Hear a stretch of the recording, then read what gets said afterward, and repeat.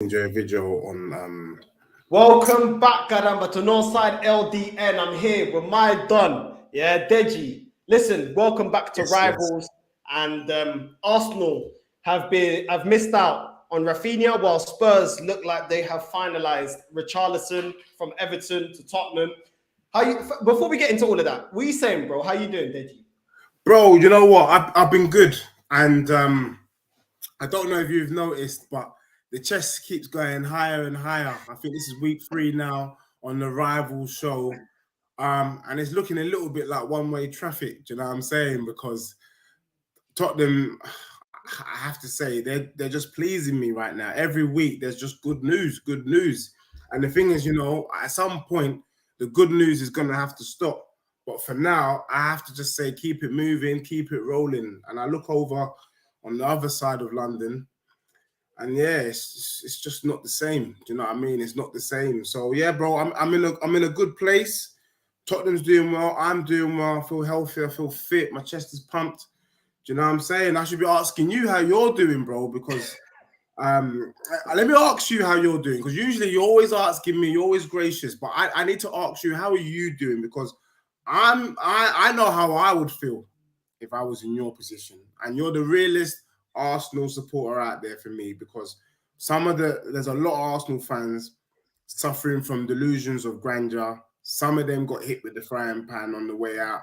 So some of the stuff that they're chatting, some of them ain't come out of the tunnel, man from Tunnel TV. I don't know what they're doing. They must be moles, people who can't actually see. So, I want to know how you're doing, my brother, as well. Do you know what I'm saying? Because I appreciate you.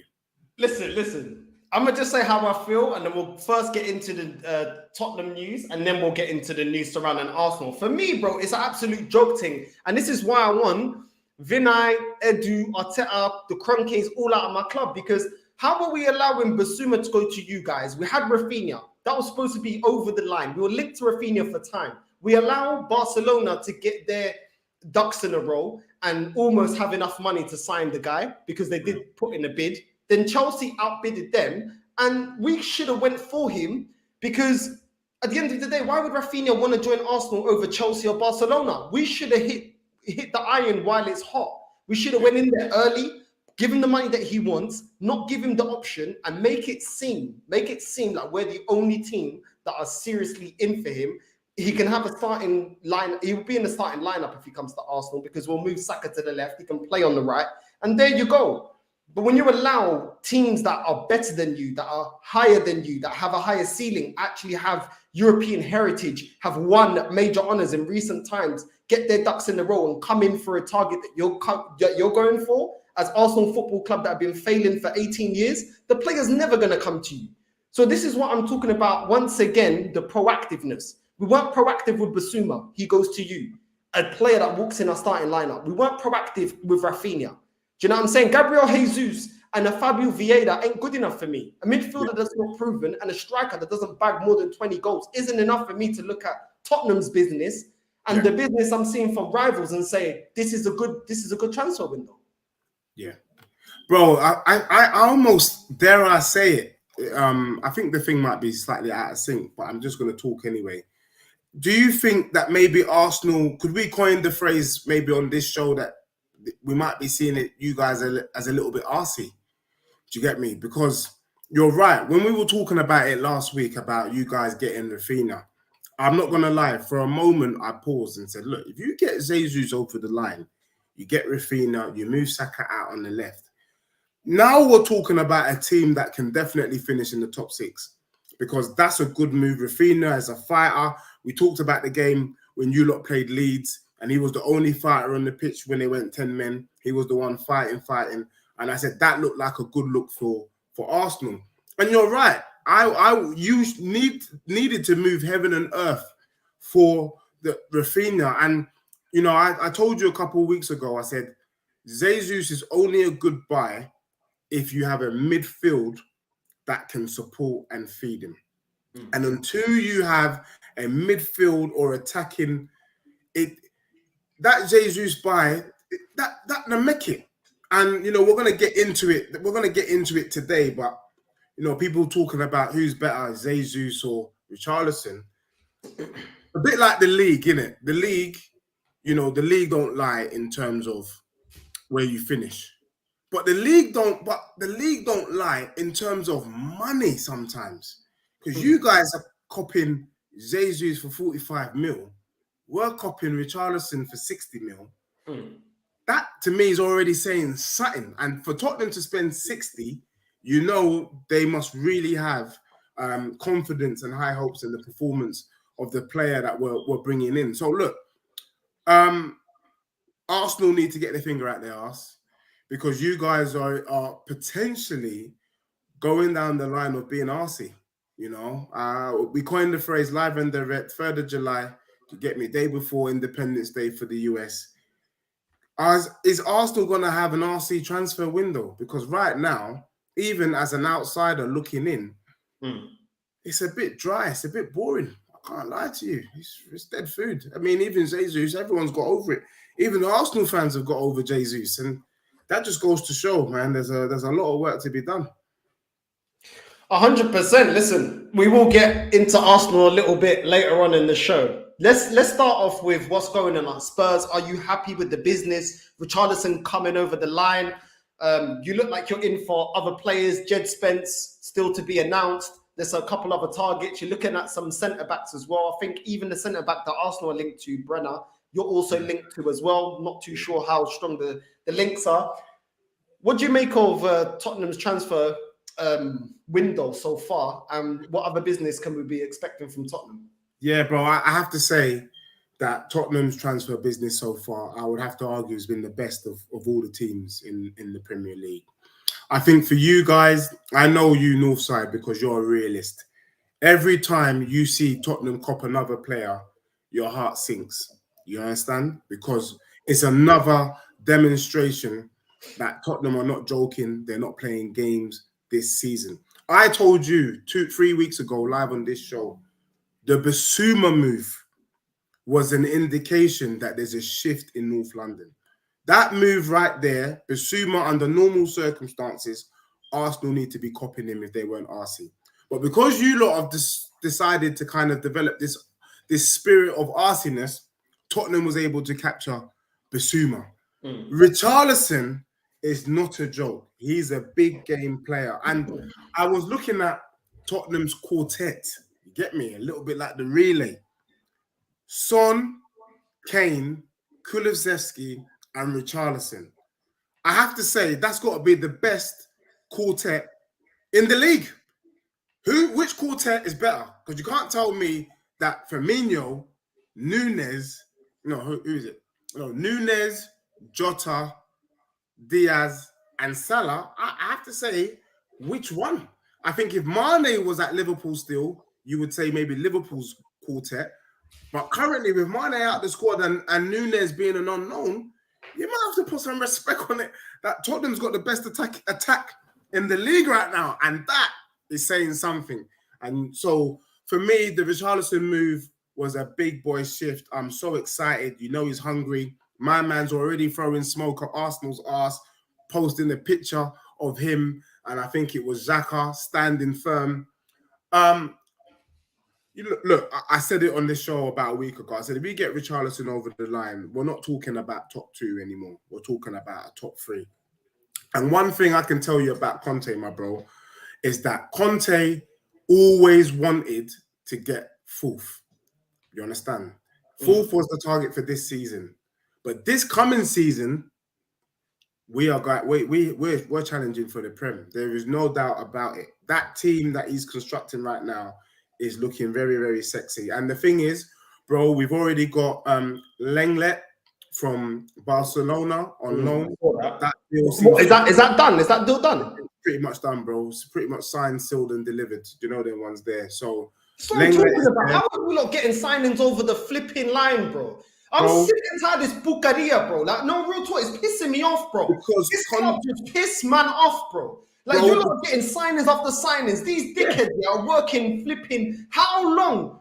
for this Martinez deal? How long getting this Jesus deal over the line? How And you're not long? even getting Martinez now, are you? Because he looks like he's guaranteeing. I'm done with this Bucaria. It's not the same Bucaria with this club. I'm sick of it, bro. It pisses me off, bro. Bro, because how are you not getting your deals over the line? Let me tell you why. Because we've seen for the first time what we have with Tottenham Hotspurs and what we're seeing in the league is manager power. Usually the players are the ones dictating Wagwan. But Conte was quite clear with Spurs. He said, I'm going for fourth. If I get fourth, you need to give me X. Because Conte is so ambitious, he ain't looking to do small fry, finish fifth, finish sixth. He's not going for a trophy. He accepted last season because he weren't there at the beginning. But my man wants to win. This season, Conte is going for the league. And he's told the board, if you don't give me the tools so that I can compete on a level playing field with Man City and Liverpool, then I'm gone. I'm gone. And we could see what he did with average Joes, and now we are buying in the big guns. We've also pretty much got Jed Spence over the line, bro. And but there this is why I wanted this guy, bro. Then I had clowns coming on the channel telling me, oh, why do we want Tottenham? Tottenham is irrelevant. Bro, as soon as your manager came into your club, yeah, he was already calling out the players, calling out the management, calling out everyone, letting it known, I'm not here for no Bucaria and the PR and just picking up my pay package at the end of every month. I'm not here for that. I'm here for big things. This manager, this filo da puta, him and Edu make it seem like when we got flipping Fabio Vieira, they're flipping making it seem like we just unveiled Ronaldinho. Coming out with Edu, coming out with we believe and we have the structure and all this bullshit. Bruv, you filo da puta, bruv. You Havana wearing, flip-flop wearing, filo da puta. Bro, coming out talking right shit. Now, bro. You can tell the difference in it. Tottenham Why is don't my manager call him out? Because he's in bed with this bullshit, bro. He knows he ain't good enough to be at Arsenal. So he sucks him off because he knows he don't have no leverage because he ain't good enough. So he's sucking him off. The same with Wilshere coming out. He wants to get a training job, coming out saying, oh, I'm so upset we didn't get Rafinha. Bro, I don't want to listen to nothing you're saying when you're on the payroll at this club. You're another little filo da puta. When somebody's on someone's payroll, they're never going to tell you what they really feel because it's a conflict of interest, because they're getting payments or that's their friend or whatever. If you want a real opinion, get someone that's not affiliated to the club. Bro, get what I'm saying? I fully agree. And to be honest right now, with the sort of business that Arsenal are doing, you know, the nickname for you lot going forward this season is Average Joes. Do you get me? Because what you're doing is average signings, average Joes. You lot are not ambitious, where Tottenham are looking to make big boy moves. And look, Jed Spence is pretty much over the line, which means we are bringing back the flying wing backs when we had Carl Walker and Danny Rose. That's now going to be Jed Spence and Sessegnon. Bro, look, the future is definitely bright. It's definitely white. Did you get me? Because right now, Tottenham are looking deadly. And the good thing about Conte is he wanted these men in before they fly out to Korea end of next week. And the fact that we've already got 4 players through the line, I think Jed Spence and Lenglet will be confirmed by Tuesday. Bro, that's 6 players by the beginning of July. Absolute brilliant business. And remember, we still got to the end of August, G. So for me, what can I say, bro? What can I say? Tottenham are the dark horses. For those that are not financial advice, stick a little cheeky 50 quid on Spurs for the Premier League. You might get a nifty return. That's all I can say right now. 100%. You just came here to just depress my whole Sunday, innit? That's what you were looking forward to this stream, bro. Because everything's going in your favor and everything's going exactly the way I don't want it to go at Arsenal, bro. Like literally, this Lisandro Martinez, bro. Like, how long does it take to get this centre back over the line? Does he want to come? Does he not want to come? Why are we diddly-daddling around? I don't understand. It's already embarrassing enough that Rafinha's going to Chelsea, a club that was in turmoil because their owner was getting booted out of the club. They were getting a new consortium in, X, Y, and Z. Yet they are faster at getting their shit together than this club that promised us that we'll be competing with Bayern Munich 18 years ago, and we're still in the shit. I'm sick of it, bro. And this is why I don't get gas when we get Vieira. I don't get gas when we get Jesus. There's so much business to do. And look how fast you guys have tackled that. You've got a fullback that you needed in Jed Spence. You've got a centre-back that you needed. Okay, people can ask and say, oh, maybe Tottenham, maybe he may not be good enough. But get the player in, take a risk. Every player's a flipping risk. I'd rather take the risk than don't take the risk, because if you don't take the risk, well, what change are you going to get? Exactly. You lot, look at your bench. Your rotation, yeah, on the bench, Tottenham's rotation was dead. When you looked at your bench, yeah, taking away your starting lineup was dead. Now you're getting players like Richarlison in. You got, I know Benson, Cole, and Kulusevski are probably going to play in the starting lineup, but a lot of players. You still got Højbjerg. Højbjerg on the bench is decent if you think he's in our starting 11 this season. And my man, this is what I'm talking about. Yeah, come on, that's a but big look at Arsenal fans. This is the things that piss me off about Arsenal fans. All they want to talk is, he's good for rotation. Oh, he's good for rotation. Filo da puta. Get a player that puts your starting lineup player on the bench. That is how you improve your team. Not get a player that's inferior to a player in your starting lineup. How's that making your squad any better? You guys, I'm speaking to Arsenal fans, and because you guys got Jesus over the line, they're pumping their chest, and they're really happy with the business that you've done with what I call average. I see the Premier League like this, my bro. One thing I say on this show, each and every Sunday, we speak facts. And, anyone can come back and re-clip and clip and do all sorts. The league is like this. We got the top 5. You lot aren't in there, so forget that. And then, after the top 5, no, maybe top 4, actually, then it's Arsenal and Man U, because you guys are just as bad as each other. You both self-imploding. We heard yesterday that Ronaldo has requested to leave Man United. And to be honest, both your teams is unattractive. I feel sorry for that Lisandro guy, because he's thinking he wants to make more peas, like for his family. He wants to bring his family over from Argentina, give them a better life, take them away from, I don't know, in Argentina, are they favelas? Let's call it, take them away from Buenos Aires, the mean streets of Buenos Aires. And where are you going to go? You're going to go Arsenal or Man U? Because you want a better life for your family, but the only offers you're getting on the table is 2 dead teams. I feel sorry for the kid. I really do. 2 dead teams. Who would you rather go to? Yeah, I feel sorry for him. So, you know what? Yeah, you know what? He should actually go Man United, because even a dead Man United is still able to win a Europa League. You know what I'm saying? Where we just win FA Cup. So when you actually look at it, they can offer as much money, if not more. They can still win a European Cup even when they're going through their worst period. We just have a bunch of FA Cups. And even now, I don't even think we can do that anymore. I think that's done as well. So, listen, just go Man United. The PR is great. They got a bigger fan base. Let's just keep it real. I hate Man United, but they are a bigger club. Sometimes you just got to be real. You know what I mean? You can't be delusional. They're a bigger club. They can offer as much wages. And at the end of the day, they actually got a better manager, because Ten Hag is levels above Arteta. No matter what, no one's telling me. We're a lot longer, a lot further in our process than they are in our process, yeah? But they're not that far behind. And this manager's had 3 years and $250 million spent. Do you know what I'm saying? They ain't that far behind when you look at it. And at least Man United go out there and actually will buy superstars. When's the last, I said this before, when's the last time Arsenal buy established superstars? Most of our legends weren't superstars when they came. We made them superstars. Yeah.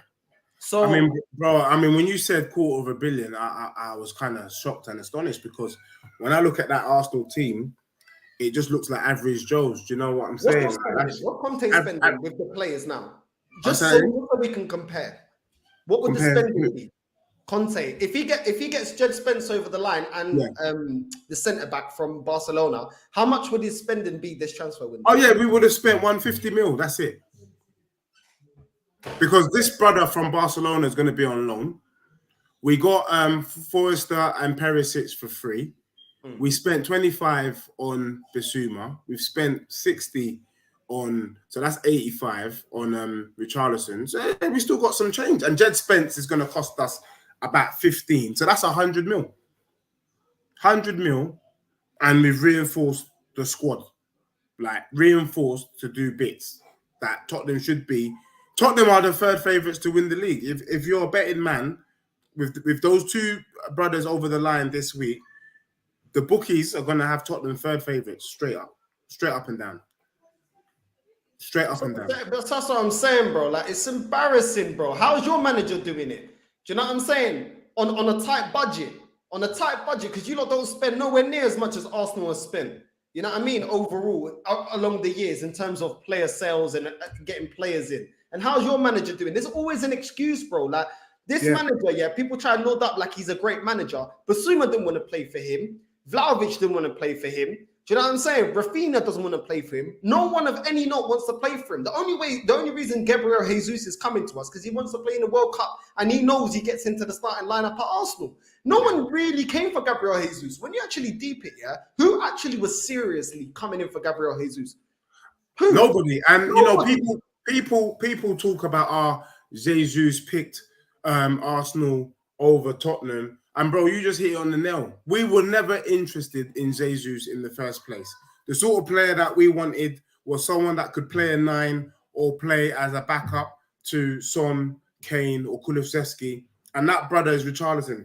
And you know what? One thing I rate about Richarlison, we're talking about a brother who's got a lot of self-confidence. I think Richarlison is coming to start at Spurs. He's coming to be him, Kane, Son. He's coming, or him, Kulusevski, Kane. He's coming, he's taking a spot. He ain't coming to Tottenham to sit on the bench.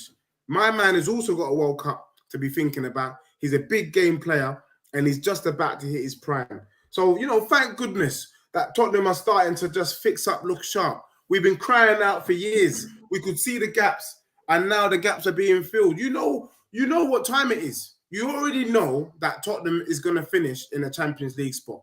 Now the conversation has moved on. Do you know what, bro? You have a manager that if he tells Richarlison sit down, he will sit down because Conte will look at him and say, listen, you listen to me. I've won more as a manager than you have in your whole career. Do you know what I'm saying? Up to this point. So who are you talking to? Do you know what I'm saying? If I'm telling you sit bench, you sit bench. If I say Kulusevski sit bench, you sit bench. If I tell Harry Kane sit bench, you sit bench. Because I've been here, I've won this league, I've gone to Italy, I won this league. Now, imagine this bum, yeah, this absolute bum in Arteta going up to Aubameyang and telling him what to do. I'm looking at him like, bro, what have you done, bro? You know what I'm saying? You can't chat to me. Imagine Pepe looking at him saying, bro, what are you talking about? You can't chat to me. What have you actually done in this game? What have you done to tell me to sit bench? Because players have got egos, bro.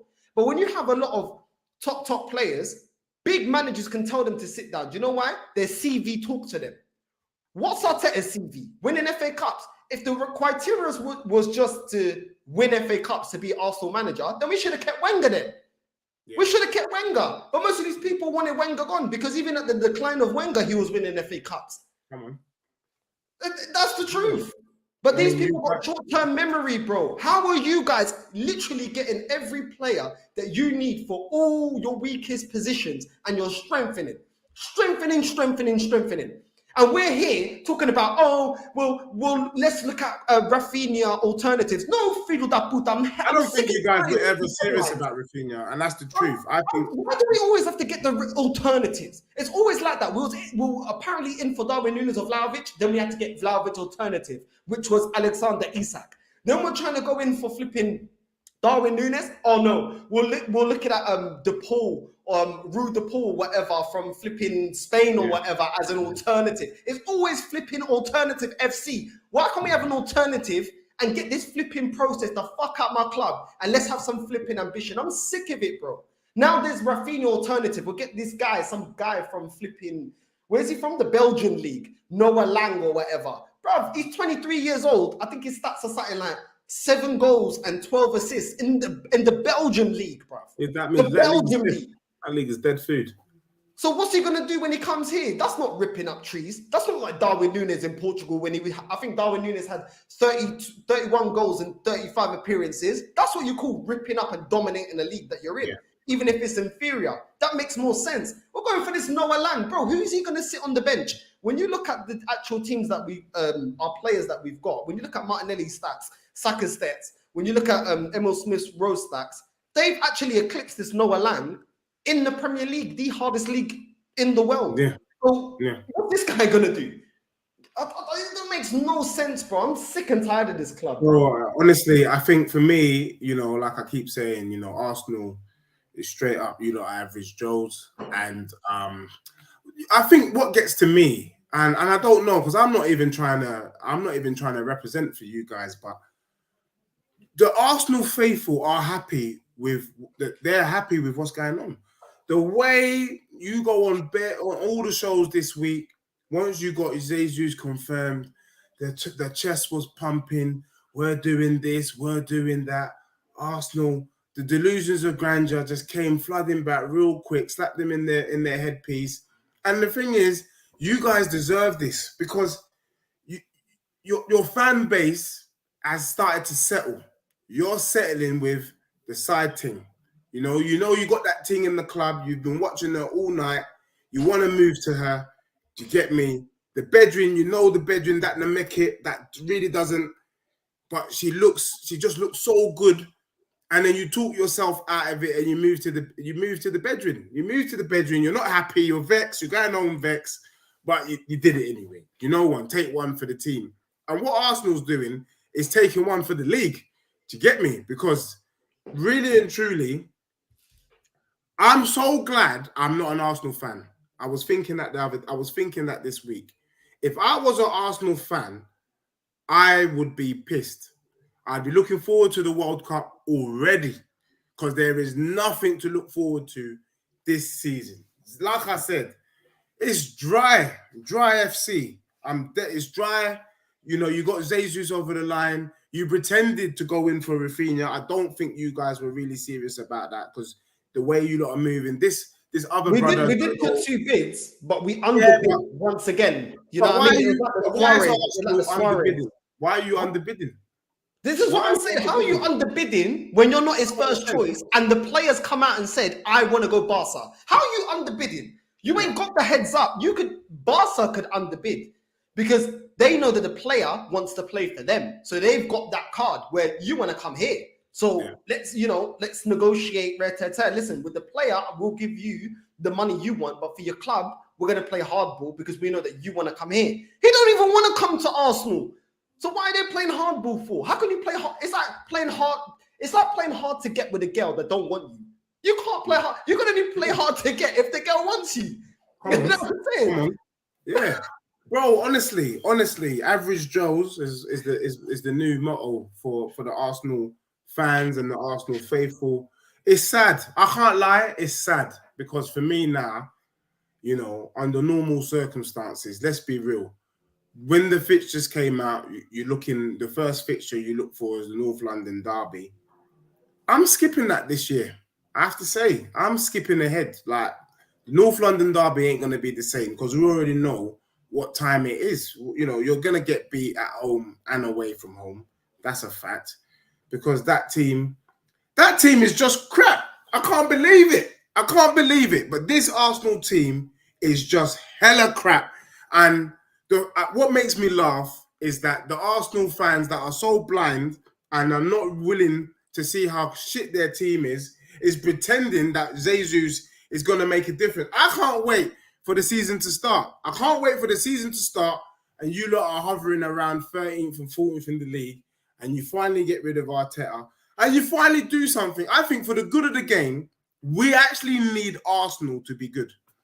For the good of football, for the good of this, right? Because I'm not going to lie to you, Northside. This show is getting dry. The show is dry because the team dry. You can't pump your chest. You can't say nothing. You can't put any return. I'm calling the Arsenal average Joes. No one can say anything back. Arsenal fans are just taking it. Just taking up. I mean, what is this? Do you get me? What is this? Come on. And that's why, yeah, when I'm seeing comments like this, yeah, big up to you, Arsenal Manic. But when you put DG, deluded Spurs fan, we are giving him the ammunition for them to feel like this. Yeah, you can look at their history, of course. DG already knows, bro. We may be rivals, but there's tiers of clubs, and he ain't in the same tier as Arsenal. But when we're looking at right now, of course he can pump his chest up. He's got a proven manager that's got a proven record, getting backed by his process, yeah, and their manager and whatever that's going on there. He's being backed, so he's seeing that Daniel Levy is actually changing his ways, something he didn't do with Mourinho. He didn't do with Pochettino. They're doing exactly what he wanted. Get a proven winner in and support him and get him players that can allow him to play the style of football he wants to play. How can he not look at Arsenal and say, bro, You lot are the bigger club. You lot are the more historical club. You lot got more trophies. You lot are known for winning trophies. Yet you lot got the apprentice. You lot are going with guys like Fabio Vieira, yeah, and saying that he's the best. You know, he's the next Iniesta. He's the next Xavi. He's the next Kaká. When in reality, most Arsenal fans don't even, they look down in the French league and call it Farmers League. So what do you think the Portuguese league is? Do you know what I'm saying? So he's looking at it thinking, bro, I got reason. I got solid reason.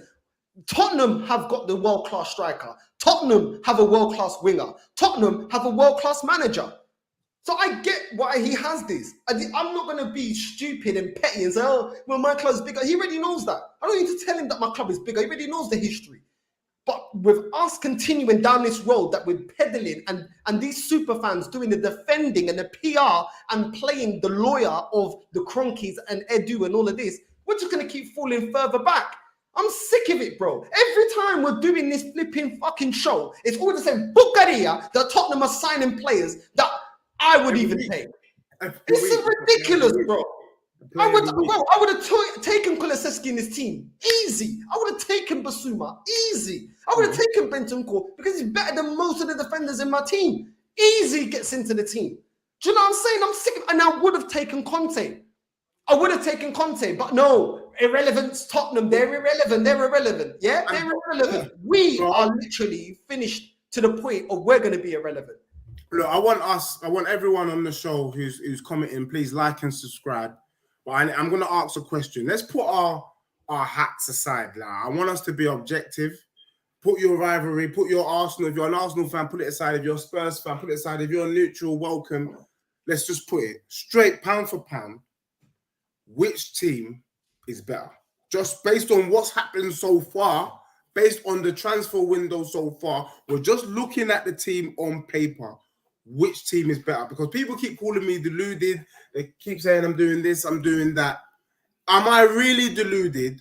Or, bro, Northside, truth be told, respect it on the show right now. Rivalry aside, neutral. Which team is better? Tottenham or Arsenal right now, based on the squad. Even before this transfer window opened, you had a better team because you've got two world-class players in your team. We don't have no world-class players. We got youngsters with the potential to be world-class, but we don't have no world-class players. We don't have a striker that can bag 20-odd goals. We don't have a winger that can bag 20-odd goals. We don't have that, bro. So how are we a better club? Okay, you can go player for player. But now with everything that's gone on now, of course you're stronger. You've strengthened in all the areas that you needed to. You're strengthening. We're not. We still don't have a deep line playmaker that can assist the striker and give, 15 to 20 assists a season. We still don't have a world-class number 10. We don't even have a striker that can bag 20-odd goals. And we still don't have wingers that can bag 20-odd goals. We still don't have a centre-back pairing that is actually able to be competing at the top level.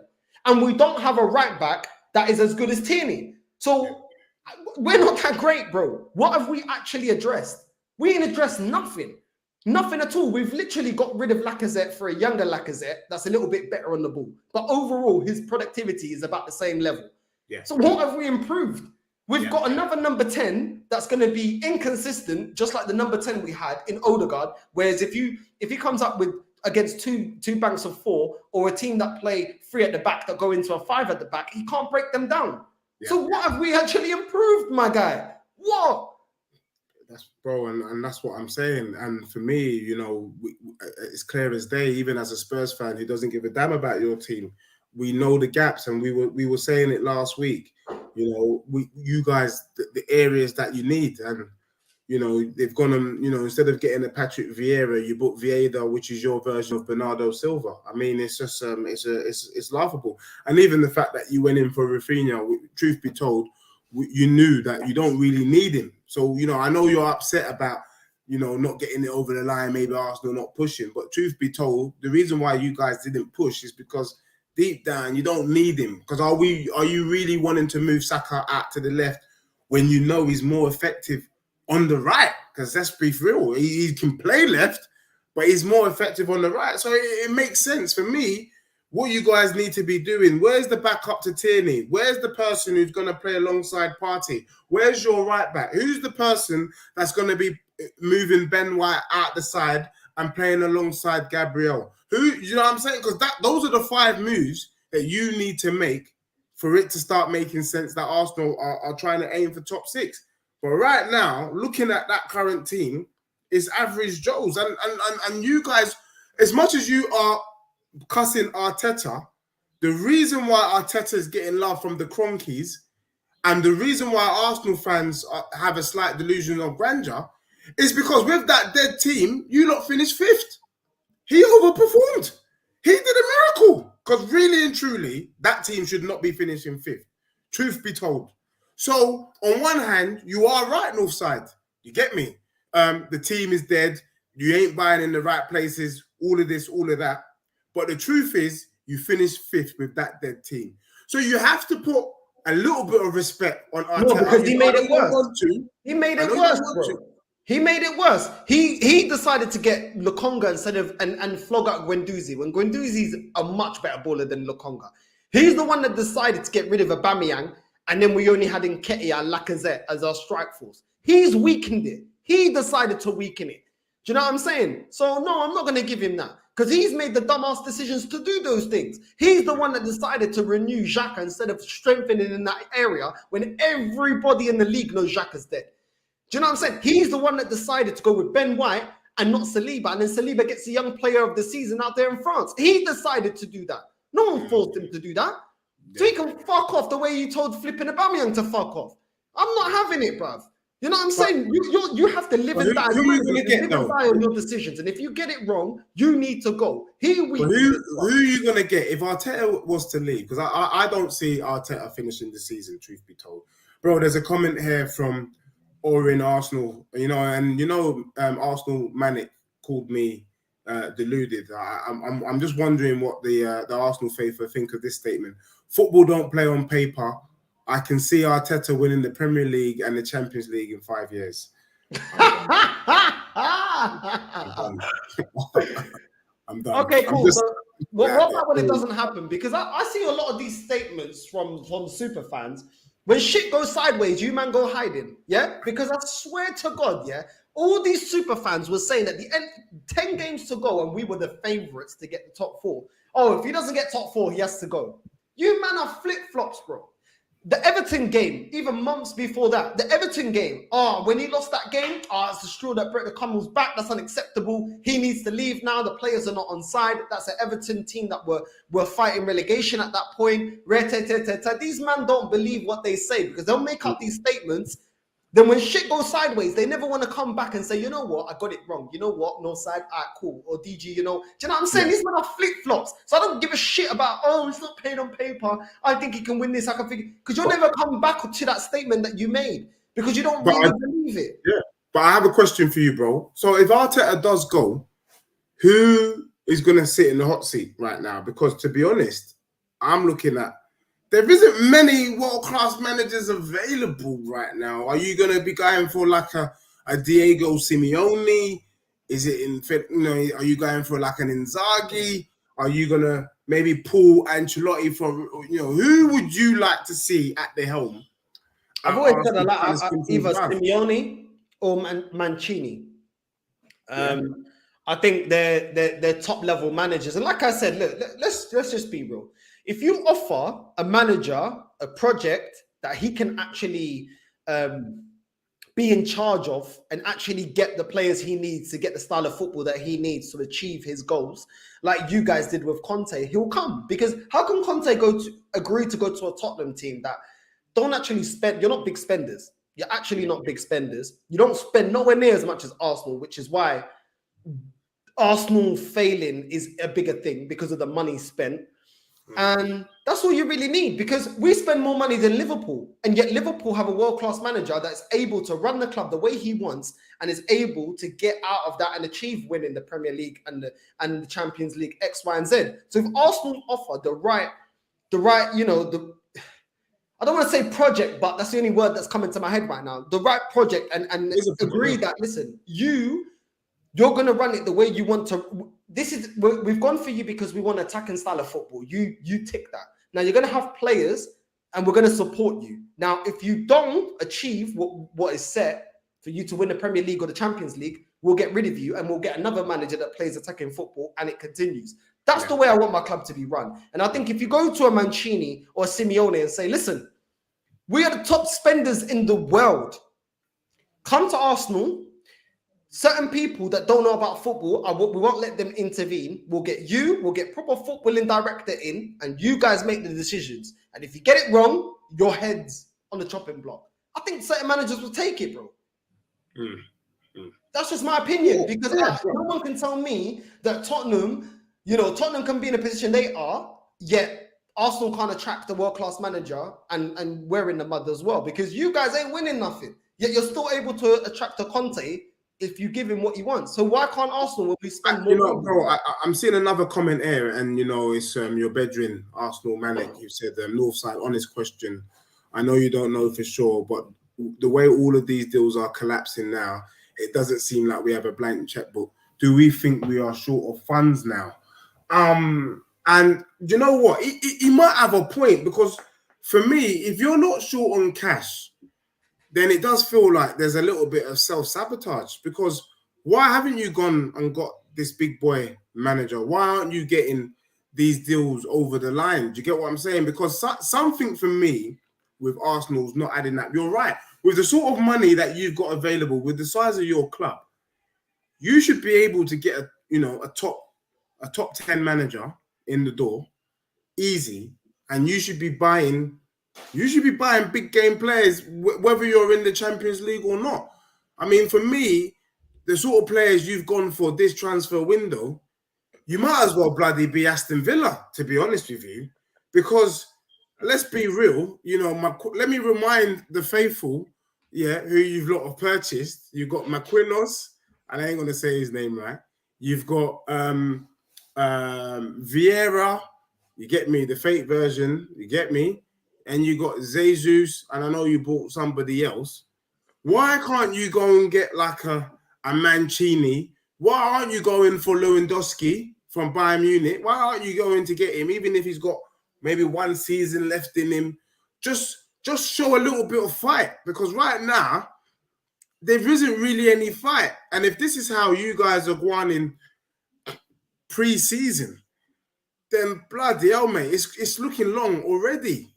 For you guys, you're gonna, Do you know what? It's a fair question. And if we don't have no money, who got us into this situation? Because if you don't have no money, last time I checked, you don't let assets like Lacazette walk for free. You don't let Aubameyang walk for free. You don't let Ramsey walk for free. You don't let Ozil walk for free. You don't let none of these players that are big players that you can get big money from. You don't let them walk for free. You don't let them walk for free, but we have. You don't spend, in the last 6 years, allow your club to lose £340 million on player sales because you let contracts run down, you give the power to the agents and the players, you don't negotiate properly with players, or you dibble dabble if they're part of your project or if they're not, X, Y, and Z. And then you allow players to go for a cut price. We have Mavropanos. Not good enough, and I wanted him gone. We could have got 15 million for him. We let him go for 2.5 million. Make that make sense. We forced Aubameyang out the door. Now, if you guys the club already know the finances of the club. If in January, if you know in the summer you're not going to have money for world-class striker, why are you forcing Aubameyang out of the team? Why? That's true. Why? When you're getting, when Nketiah has literally a year left on his deal, and a team comes in for £20 million, why are you not taking that? Yeah. Why are you getting rid of Guendouzi for peanuts when this guy's getting in the French team of the year and he could make you money if that's your prerogative, if Arsenal is a cash cow? Why are we doing that? Why is Saka and Martinelli going into their final years, going into the last 2 years of their contracts, and we're doing the same crap that they promised us they wouldn't be doing? Why are we doing this? It makes no sense. Why are you allowing Saliba? If you don't have money, why are you blowing 50 mil on Ben White where you have Saliba literally tearing up the League One that could have taken that place, and you could have invested that money in a Basuma plus change and gone and got another central midfielder? Bro, make it make sense. I've got a reply to that. You made a comment that I let par at the beginning of the show, but I'm gonna have to do it. because let's be real. Would you agree that you guys, the sort of signings that you've bought are underwhelming? Would you agree with that statement? Yeah. Yeah. Just quickly, yeah. And then I'm gonna make a point, bro. I think it's time for you to accept also, bro, that you're not the same team. You lot are small fry. And I think when you guys start to realize that you guys are small fry, then maybe you won't feel so bad. You made a statement earlier in the show. Deji knows that, you know, we're a bigger club, la di la di la. But your behavior is not of a big club, bro. Let's be real. your behavior as a team right now is little man syndrome. You lot are little man. And that's the truth. And maybe you, bro, as well, have to just accept for your health that you guys are just little. You ain't a big game anymore. You ain't a big game team. Everyone harping about this, the war. You know, when you lot were winning trophies during the war, you know what I mean? 1927, 1921. Nobody gives a damn about that, my bro. This is microwave generation. We're talking about now. And what we're seeing from your club is small fry thinking, because maybe your club is small fry. And that's what I'm saying, bro. I don't know. What do you think about that, my bro? I know it's painful to hear, but the truth is, do you know what? Proof is in the pudding. You made a great point. And I think if I didn't accept that we're not a big club right now, we're a big club historically, I wouldn't be able to speak so openly about how I really feel about this club. Do you know what I'm saying? So there is a level of acceptance to where Arsenal are, or I wouldn't be able to call out bullshit when I see it. If you get what I'm kind of trying to say. So I do see it, but the thing is, I'm not going to accept it, because at the end of the day, when the fans allow the club to not have high standards, your club is finished. Let's keep it real. Your fans have low ambitions. Let's keep it real. You guys have been mugged off, yeah? Probably your whole entire life. You've never really, no, but it's true. You've accepted it. You guys should be protesting from way before Arsenal, because I can't even remember the last time you won the league. But to be fair, you guys keep it quite civil. You lot don't protest the way you should. You can't be a club with the fan base size of Tottenham and you guys just allow it to happen. Now, Arsenal fall into that as a fan base now. We're allowing it. Once upon a time, it wasn't like this. I'm not going to do that, bro, because I'm seeing teams like Real Madrid. No matter what is going on with Real Madrid, their fans keep the level up there. They never accept it. And that's what keeps their club up there. Even when they're going through transition, Ronaldo's going, Di Maria left, Benzema didn't know if Benzema was going. Their standards is always up there. Vinicius coming, they don't give a shit. You know what I'm saying? Because the fans hold the club accountable. Tottenham and Arsenal do not hold their clubs accountable enough. For me, they don't. As a fan base, they don't. You guys ain't won a major honor, and I don't know how long. Us is now all of a sudden, since 06, 07, now it's acceptable to literally be the exact same way as Tottenham, not winning major honors, and then clowning other people when, you know, you're throwing stones when you live in a glass house. We ain't been the big boys for a long time. Yeah. So I think I talk like this because I know where we are, but I'm not accepting this. I'm not accepting this bucaria. I'm not accepting my club being like this. And I know that there's thousands of other Arsenal fans that feel exactly like me. And I'm using my voice to try and get through to fans that forget about things like this. This is what you call merchandise, yeah? The impeccable season. This is what I want to see. Not all or nothing like Tottenham about being failures. And we're doing the same thing. I'm not clowning you. And then your thing's about to come out next week, I like. That's what I'm saying, bro. Like, that's what I can call my club about. Because I said, yo, Tottenham did an all or nothing about being failures. We're doing the same bucaria, bro. This is the problem. So at the end of the day, like, I'm not going to accept this. Barcelona, £1 billion in debt. If Arsenal were £1 billion in debt, you'll never hear the last of it. These lot, already complain, oh, all your money. Then when I talk to them about how Liverpool doing it, spending a fraction of the money that we are spending, and they're able to win Champions League and Premier League. Spending a fraction. How are they doing it? But then they don't have a reply to me because the argument don't fit. If we're $1 billion look, Barcelona $1 billion in debt, their fans have still got high standards. Once the fans of a club accept the club taking the piss, you're done, you're finished. Who else is going to hold them accountable? It's true. It's true. Because the sponsorship, they're only there for money. They don't give a shit. Do you think the sponsorship of Tottenham or Arsenal give two shits where you? No, they don't. No. They don't. As long as you qualify for Europe, they get more exposure, so it's more promotion for them. Other than that, they don't care if you win the flipping competition. Their money's done. Their money's in, bro. They don't give a shit. Yeah. The only people that actually care about a club and actually don't get any monetary gain out of it is the fans. And that's where you hit the real. But unfortunately, the real, you lot should have been striking for a long time, bro. No, you're right. I'm sorry, bro. Like, No, you've bro. been clowned your whole life and you're still not pro. And my club has followed the same suit for the last 18 years. You're right. But the only thing I would say to you, and it's easy for me to talk now, unlike before, at least in the last 6 years, we have seen steady progress with Spurs. Remember, there was a period of time we were never even in the Champions League. Now, Champions League is becoming a standard bit. We're returning into the Champions League after 2 years or whatever.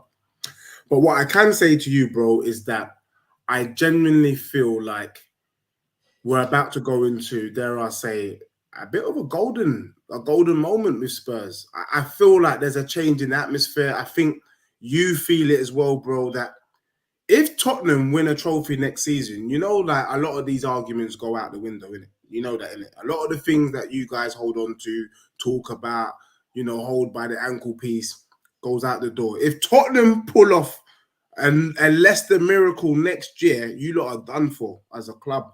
And I really do think Tottenham right now, like someone put in the chat, Tottenham is legitly on the up. And if I was an Arsenal fan, I'll be shit scared. I know how I felt in 2002, 2003, when you, man, didn't even look at the fixture list, but you knew whoever it was on Saturday, you're going to win. Dare I say, my bro? Dare I say, my bro? We've got Chelsea, second game of the season. And I'm licking my lips, bro. I am licking my lips for the Chelsea game because I think Tottenham are going to beat them. You heard it here live and direct without financial advice. Stick little 50 quid on that. Do you get me? Because I'm feeling confident that this team is about to answer all the Arsenal faithfuls' questions. Wait, but you said major honor. I just wanna clarify what you meant by that. Do you mean a major? Because I look at major honor as either winning the league or winning the Premier League, winning the Champions League. You think Spurs are on the cusp of winning the league and the Champions League? I think we're on the cusp of winning one of those, my bro. And I know it sounds premature, but I'm telling you, it's because of the manager. If it was a different manager, I wouldn't be speaking with such chest. But Conte took an average Tottenham team to fourth. This man, you got to understand, he holds the power. If Conte doesn't win the Premier League or the Champions League, he leaves. It's as simple as that. He ain't into playing games. You're not winning that. He will leave the club. I do agree with you. I think Tottenham, with the trajectory right now and the fact that Levy is supporting everything Conte wants to do, I can see you guys winning a cup. I do not see you winning the Prem, and I do not see you winning the Champions League. That's just my opinion. I'm not saying we're going to win it. We are going for it, bro. We are going. I think if Tottenham finish third... Yeah, you went for it with Pochettino. Going for it, I wouldn't call that a golden period. Golden period to me is winning the trophy, not being involved. And this is the Tottenham in you. That is the Tottenham in you. Let me say that right now. You're saying going for the Premier League or going for the Champions League? We are going for the Premier League or Champions League, bro. Come on. There's levels to this. That's not a golden era. Bro, I'm telling you, you're not sleep on this. I don't know. Bro, I just told you, if Conte does not win, he's not here for no Mickey Mouse Cup. This ain't Arteta, bro. We don't do Mickey Mouse. I agree, but to say that's a golden era, to challenge for Champions League and challenge for the league. You've been challenging. There were seasons where you challenged. You challenged for the Premier. You challenged for the Champions League. You got to the Champions League final against Liverpool. That's not a golden era. It's like me saying, "Oh, it's a golden era because we went up against Barcelona." Bro, for Tottenham it is, bro. Because you guys. And this is the problem, and this is why you're not in the Champions League final because that is not the Champions League final. It's been a You're minute. rewarding just being involved. You need to reward actually lifting trophies. Yeah, that's what I'm saying. But this season, under this manager, is going to get done. Quit this, bro. Nah. Live and direct. You can't say, challenging is a golden era. And this is why Tottenham are. For Tottenham, it is. No, I'm sorry, but this is why Tottenham are the epitome of nearly, man. Because that's not achieving, bro. Bro, what would you? So can I be real? Hold on, let me ask you a question. You said golden. Would you rather be challenging or where you are now? Because we were where you were. I would rather be challenging, but I wouldn't call that golden era. Golden era is winning those competitions. No, you're right. But for Tottenham, it's a golden era because for years we were just average. 8th, 9th, 10th, 14th, 12th. We were bored. This is what I'm saying, why your club ain't the same as my club. We were bored.com. But right now, we're playing with the big boys. And I'm telling you, I'm not denying that. I'm not denying that. And I'm scared that you can actually start winning stuff in Tottenham. My scare, I'll be real with you, my scare is that you'll win an FA Cup and Carabao Cup. And that starts the momentum of a team learning how to win. Look what I'm about to do. I'm taking a picture of Kyle Rossi's comment. Because, I need to bring this up in this time next year. Carl Rossi is telling me, not a hope, Deji, maybe Carabao, FA Cup, but no chance Premier League or Champions League.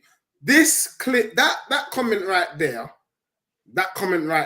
when we do this show in June 2023, yeah, after the lockdown, because I know a lockdown's coming, you get me, one of them ones. I want Rossi best come on the show. That's all I'm saying. I'm telling you, live and direct. We'll get him on. He's a real one. He's always here. Carl Rossi, well said, no side. We are in a shambolic position as a club, and it's down to the fans. Remember we knocked down Highbury for this mess. Thank you for the super chat, my guy. And hopefully you come back. You know what I mean? So, yeah, I'm sure you won't be hiding. You know what I mean? Yeah. But listen, I want to get into some of the players that we're linked to, some of the headlines going in, because I don't want to keep you for too long. Let me quickly run through some of the headlines. We've got this player here from Portugal, another fullback from Benfica being linked to Arsenal, GRIMALDO. Also identify Alex GRIMALDO as Lisandro Martinez's alternative. What did I tell you, bro? Everything's about alternatives. Don't get the man behind the man. You know what I'm saying? He actually is a left back that I've seen. I do actually support Benfica. I actually think this guy is actually decent. The only thing, he's Spanish. And the thing I've always felt about with GRIMALDO, I'm like, this guy, he's a lot better at defending than Davaj. He's quite fast. But this guy's Spanish, yeah? Why ain't none of the big giants in Spain come in for this guy? Maybe he ain't that great because he ain't that old. What's he, 24? Is he a Spanish international? I think he's an international, but I don't think he's played for the national team that much. Then he's not a nailed-on starter. Then he's dead food. He's a dead food then. This is what I'm saying. If you're he's 26 years old, bro, he's supposed to be in his prime. And what they're saying here, they would accept £7 to £6 million. I mean, it ain't that great, is it? And this is why he's another alternative. Why are we going for alternatives? When Tottenham wanted Basuma, they got him. They wanted Kulusevski, they got him. They wanted Bentancur, they got him. Do you know what I'm saying? You wanted Langley, you got him. You ain't going for the B-Tech or the alternative. Do you know anything about GRIMALDO? Bro, I don't know a damn thing. I didn't even know my man existed until you brought it up. And the thing for me, I'm just keeping it real. The thing for me is if you're not going for an established international, I really don't want to know. Honestly, I really don't want to know. I can't comment on this brother because if he's not in the Spanish squad for the World Cup, then he's dead food. If you're playing in the Premier League, the best league in the world, where Ancelotti of Real Madrid was manager of Everton, yeah? Understand that. If you're not an international player and that's what Arsenal's buying, then you lot are not serious. That's all I can take from being linked with him is that you guys are just not serious. And the fact that you guys keep going Portugal, what happened to the Liga? What happened to the Bundesliga? You're going to Portugal of all leagues to get your players. I'm not saying there's anything wrong with the Portuguese league, but I'm looking at the brother's face. He looks lightweight. You know what I mean? He looks shook. He looks like another Tierney. So for me, yeah, bro. It's again, it's dry. It's nothing to write home about. You know, who's the next one? This is what I'm saying, bro. Like, absolute facts. And the fact that most Arsenal fans don't even watch the French league, I know for a fact they don't watch the Portuguese league. Because ever since I've done this channel, the only person I've ever known to be watching the Portuguese channel is Portuguese, just like me. So he's got a team in there, which is why he watches some of it. And even then, he ain't watching every match, because even I ain't watching every match. So don't even come with it. Like, these Arsenal fans, it's mad. But listen, we've got another player being linked, and this is laughable. This is exactly why I get pissed off. Laughable. Fabrizio Romano confirms Arsenal are not interested in forward despite reports. Why aren't we interested with Gnabry? Because he walks into our starting lineup and he's world class. So why are we not? Fabrizio Romano here. Understand Arsenal are not working to sign Serge Gnabry. He's not in the list as things stand. Arsenal are focused on different targets. Gnabry has FC Bayern new contract proposals still available. No decision made yet on player side. Why are we not going in for him? Because he's an absolute baller. Absolute baller. Why are we not in? But I already know why. Because why the fuck would this guy want to come to Arsenal, bruv? Like, why would you not want to stay with Bayern Munich? You've got a chance of winning the Champions League. You're winning the league all the time. I think Bayern Munich have now won 10 leagues in a row now. Why is he going to come here? What? To a club that didn't respect him? A club that flung him out to West Brom and then got rid of him, never gave him a chance. We gave more of a chance to Oxlade-Chamberlain and Walker than this guy. And this is the guy that became world class. What affiliation does he have with Arsenal? It's not like Saka where he's playing week in, week out. We got rid of this guy instead of having a bit of faith and seeing what Bayern Munich saw in him and actually utilizing him. The way this guy was dealt was disgusting. Why does he want to stay here at Arsenal? We didn't make him the way Tottenham made Harry Kane. Yes, Harry Kane came through Arsenal. He's an Arsenal supporter. But who made him? Who fed you, bro? That's who these players care about. Who fed you? Who fed you? You know what I'm saying? When it was COVID times, when there was just cereal, there's nothing on the fridge. Who fed you? It weren't Arsenal. So why has this guy got any affiliation to Arsenal? These fans talk absolute bucaria. They think just because he was once an Arsenal fan, he ain't got no affiliation to him. You know what I'm saying? Who are you, man? You man didn't bring me true. And that's why Edu hasn't bothered to go for him, because, you know, like you said, these Arsenal fans just speak a lot of bucaria. And you're right, they're bucaria to the core, because Gnabry is quality, and at the moment in time, you can't offer Gnabry what he needs to thrive. He can't thrive in that squad because the squad is just not big enough. You don't have enough good players to do it. Look, bro, Ronaldo did his homecoming last year. He said, I'm coming back to win things with Manchester United. I'm going to put you lot back on the map. I'm going to, you know, this kind of fairy tale thing. Ronaldo wants to leave. Ronaldo has said, I am going. He's gone. You get me? Because he looked around him and he went, there's nothing left but dead food. And this Ten Hag is a dead manager. And I'm not even going to waste my time. And that's why Edu can't go for Gnabry, because Gnabry will come and he will leave straight away. Do you get what I'm saying? And then you lot will have nothing but negativity against him. You start booing him when you play him. And then it's not the poor guy's fault. Do you get what I'm saying? So you're right. You can't go for him until you sort out the mess. Right now, you have to keep going for the types of players you're going for, players' names that I can't pronounce, players from Benfica, all them things there. You get me? Because, yeah, it's unfortunate, bro. It's unfortunate. Bro, this is a fact. I forgot about this. Pick up Northside. Is it true that Fabio is injured already? Yeah, there was a picture that he done, Fabio Vieira, that we just bought from Porto, and he's in a massive boot. What the fuck is going on, bruv? Oh, gosh. And this ain't the first time we bought a player and he's injured straight away. We probably bought him injured. Do you know what I'm saying? Oh, fuck this club. This club is finished, bro. Bro, I don't know what to say. I really don't know what to say, bro.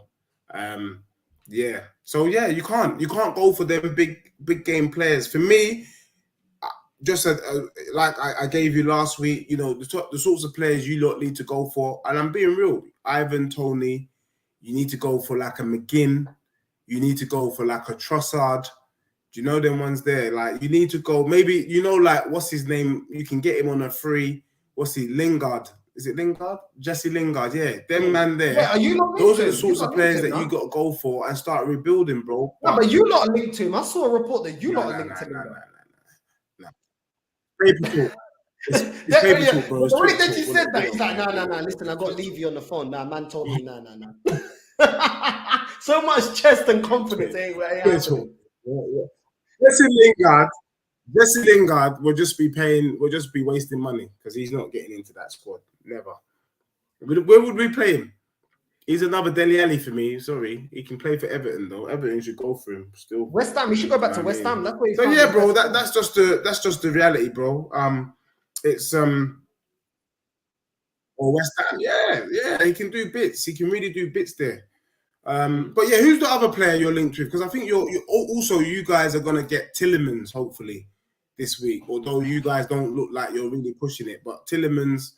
You might try and get him over the line. Player from League One, bruv. Another player. I don't even know who the hell this guy is, bruv. Like, honestly, it's just getting pathetic at this stage. Like, this guy here, Amadou Onana. I've never heard of this guy in my life. Literally, I'm gonna have to go on transfer mark, because I don't even know my guy. I don't know who this guy. Have you heard of this guy? He plays for Lille. Nada. You know the ones like nada. Again, underwhelming, bro. Underwhelming.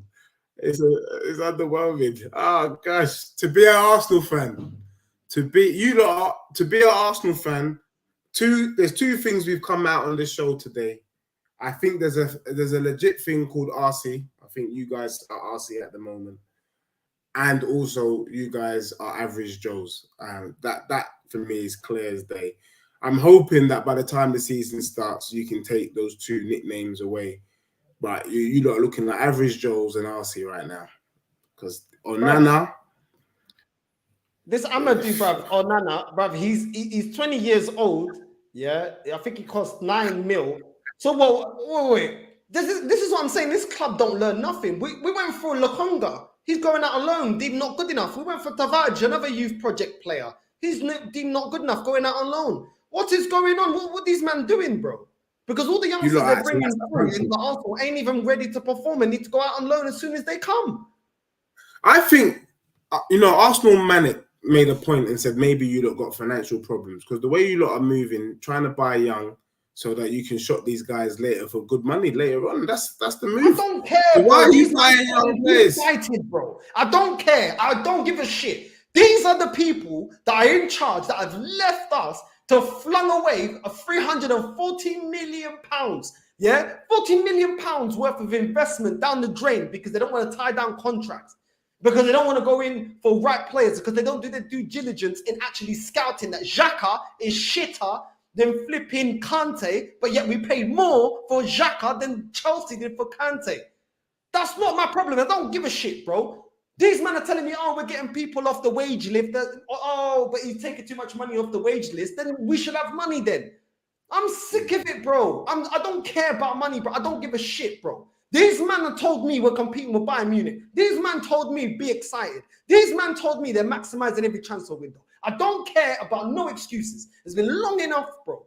Fuck this. I'm sick of this bucaria. It's always the same shit. There's always a reason why we underachieve. VAR, the referee, oil money. Oh, toxic because fans like me are toxic. There's always an excuse. I'm sick of it, bro. Yeah, bro. Where is accountability? These men can tell us, be excited. We don't make them accountable. We're going to maximize every transfer window. We don't make them accountable. Getting rid of Aubameyang. We don't make them accountable. We don't make them accountable for nothing. I'm sick of it. And if these men can't achieve, don't come out, run your mouth, and do all the PR bullshit then. Yeah. Do you know what I'm saying? Don't gas it up. Well, bro, I just had this thought just real quick because I know we got to wrap up and we got all these people here. And what needs to happen to make you feel better right now? What move realistically this week? What do you need to see? Because obviously we've got a long way to go. But what do you need to see this week to readjust the imbalance and say, you know what, I'm not fully happy, but that's a step in the right direction. What do you need to see this week? I want to see Arteta, Edu, and the Kroenkes getting forced out of this club. I need a new manager A new manager that's going to actually run the club like Liverpool. As much as they got dead owners, they allow footballing people to make footballing decisions. And that's what we need. You don't need to keep Do you blowing. think that's going to happen this week? Huh? That's not going to happen this week, though, bro. No, that's what I want to happen. For this club to have change, we need to get rid of everyone. I'm being real with you, bro. Because if you get rid of Arteta, the Cronky's only going to replace him with another yes man. If you don't get rid of the Cronkies, you're going to keep having that the standard of this club is to just turn over money. And as long as ticket sales, sponsorship deals are happy, we're not going to be actually competing. This is what I mean. This is what we need. But for me, realistically, I believe if we get a world-class manager, even under this regime, with the money that we spend, Arsenal can be up there with Liverpool. Because Liverpool don't spend less money than we do, even when we're failing, yeah? And they're able to have success due to having a world-class manager. They're not able to dominate. They're not able to dominate because their owners are stingy and they don't have the same aspirations of Klopp. Klopp hasn't dominated. What's he been there? 5-6 years. He's only won one Prem and one Champions League. I wouldn't say that's dominating, but they've still been able to compete on all fronts. Yeah. So getting a world-class manager, that's not going to be a yes man. A world-class manager that walks into Arsenal the way Conte walked into Tottenham and say, he ain't good enough, he ain't good enough, he's shit, I need this, I need that, and I'm not having it, and I'm not playing up to the cameras and playing happy families. I want this player, and either you get it for me or I'm out. I'm sick of this. That's what we need, bro. Because your club has had that, and look, you're moving in the right direction. Liverpool, look at what they've been able to do on a shoestring budget compared to what Man City spend, Chelsea spend, Man United spend. Yeah, that's real talk. That's real talk. I mean, bro, I think I was just gonna say that maybe if you got Tielemans this week, maybe that might be a little step in the right direction. But I hear what you're saying. I don't know if that's gonna happen this week. I think they're gonna allow Arteta to. I think I see Arteta being in charge at least till November before you guys have to jump ship. But I think if you get Tielemans over the line, maybe where you guys are right now, you might have to be happy with that, bro. As a step as a step forward. I'm done, bro. I'm done, bro. Like, listen, right now you're sounding hella like a politician. Me, I'm very straight cut. Like, get this filo da puta out of my club, bro. I don't care. I don't care. I'm done. There's no more chances. No. To the left. Everything you own, Edu, in the box to the fucking left. I'm done, bro. I'm done. I don't care anymore. These people, because this ownership is dead, and then we've got a manager that's happy to protect this ownership, having no standards, and a sporting director that's peddling the same bullshit instead of actually doing what's best for the club, which is what Conte is trying to do for Tottenham. So I'm not here for it. And the fact I'm getting more angry today is because I keep seeing you lot getting your targets and getting stronger. Exactly. I was praying that you lot did a Pochettino and a Mourinho to Conte. I was praying because I wanted this guy, and I know that this guy, if he gets what he wants, is curtains. This guy is going to win some sort of silverware. Yeah. So I'm pissed, bro. I'm pissed. No, I hear you. Well, for us, bro, I'll tell you what Tottenham are going to do this week, and for me, the kind of positive trajectory, the kind of good vibes, the summer feeling, you know, Will Smith, summertime. Yeah, that will be coming out of my car this week. I'm not going to lie to you. That really and truly is this. We get Lenglet over the line. I think, look, anybody, I no disrespect to Ben Davis. I mean, my man was a warrior last season, but he's an upgrade on Ben Davis. And if you get an upgrade on Ben Davis, Tottenham are stronger. Facts. And we get Jed Spence. And for me, I can see Jed. I'm just reminiscing when we had Carl Walker and Danny Rose flying down the left, flying down the right. I'm seeing Jed Spence. We get him over the line. Remember, Jed Spence is our version, our answer to Reece James. Do you get me? Because Matt Doherty, a.k.a. Justin Timberlake, he didn't make it. And Emerson Royale, he needs to go back to Barcelona, Brazil, somewhere. But we need to get rid. I think Atletico Madrid won him. Tottenham are longing them off. We need to sell him to Atletico Madrid. He's not good. If we get Jed Spence, and if Jed Spence is the talent we believe him to be, with Sessegnon on the left, be strong. Says, as a Liverpool fan, I can't even lie. I'm starting to look over my shoulder at Spurs. Conte means business. He's an elite manager. You know what? Marcel, I respect you, you know, because this is what I'm trying to say. I'm saying that this season, do not sleep on Tottenham Hotspur. They could be a dark horse. You heard it here live and direct on the show. We saw Man United and Arsenal do a madness when they could have easily got fourth. If for whatever reason, Man City and Liverpool just have an off season, which is very possible, football, Leicester bloody won the Premier League. It can happen, guys. I know it's very rare. Then dare I say it, Tottenham could be lurking in the wings to pull off a miracle and put Conte's name on the lights. He becomes the best manager in world football if he wins the league with Spurs. Come on. So I'm not going to lie. Conte is an elite manager and we can feel the eliteness. You can feel it that Tottenham are not playing games. We're not playing games. And so I look forward to it. And I hope for Spurs and for the Spurs faithful, I hope we have a crack. Why not? We deserve it, man. With all the years of pain, we deserve to have a crack at the whip and to let all these other suckers just watch us, to be honest. Watch us, sit back and watch things on turn from White Hart Lane. So for me, Liverpool fan, you do right to be looking over your shoulder, because if you sleep on Tottenham and only focus on City, you could have egg on your face. You could have egg on your face. Real talk. There you go. You heard it here. DG, listen, you got a lot of chest up, and I completely understand it, man. As much as I'd love to deflate that ego right now, the chest right now, I'd love to just pop that chest. I get why you got the chest. I've got to be real. I get why you got the chest, bro. Because everything that you lot could wish for is actually happening. When's the last time that Tottenham gone into a transfer window and actually started getting the targets and in the positions that they actually need to strengthen? Never. Because even when we sold Gareth Bale for 85 mil, we did not fix the areas of weakness. Yeah, we got Eriksen that summer. We got Lamela. Do you know what I mean? But they weren't really the answer. We know for a fact he's brought in proven ballers. You know Basuma is going to do a job. You know Richarlison is going to do a job. Tottenham are stronger, without a shadow of a doubt. I've never been able to pump the chest the way I'm pumping my chest. And I'm going to pump it because each week I come on this show, my chest get bigger. Bro, since I've been on this show, I ain't been to the gym. Bro, I ain't been gym, you know. And you're noticing the chest. You know them ones. I ain't been to the gym, bro, for 3 weeks. So, honestly, bro, I have every right to pump my chest, and it's exciting times. Let's be real. It's exciting times.